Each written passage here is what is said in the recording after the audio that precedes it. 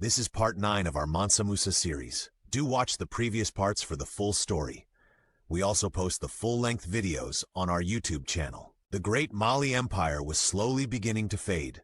Internal conflicts and external rebellions were chipping away at the vast territory that Mansa Musa had once commanded. The physical empire was in decline, but the legend of its wealth was more powerful than ever. The story of the king who could break an economy with his generosity had become a permanent fixture. This legend was no longer just a rumor. In 1375, it was immortalized on the Catalin Atlas, the most detailed map of the world Europe had ever seen.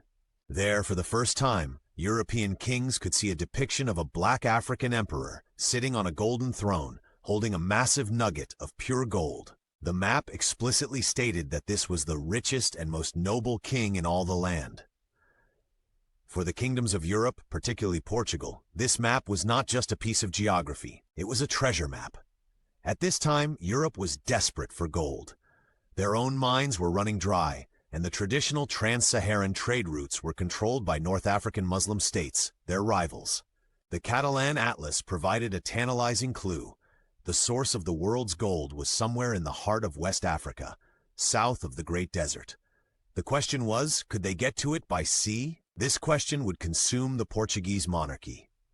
Inspired by the legend of Mansa Musa's gold, they began to fund ambitious and dangerous voyages down the coast of Africa. Their initial goal was not to discover new lands, but to bypass the Sahara and find the source of the gold they now knew existed.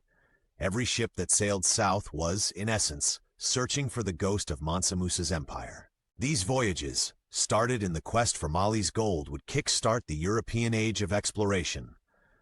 They would eventually lead to the rounding of the Cape of Good Hope, the establishment of the Atlantic slave trade, and the dawn of a new era of global colonialism.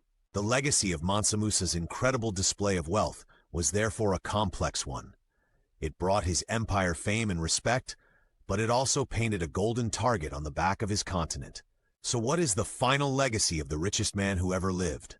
How do we even begin to calculate a wealth so vast it seems incomprehensible? To find out, follow for our final part, and subscribe to History and Beyond.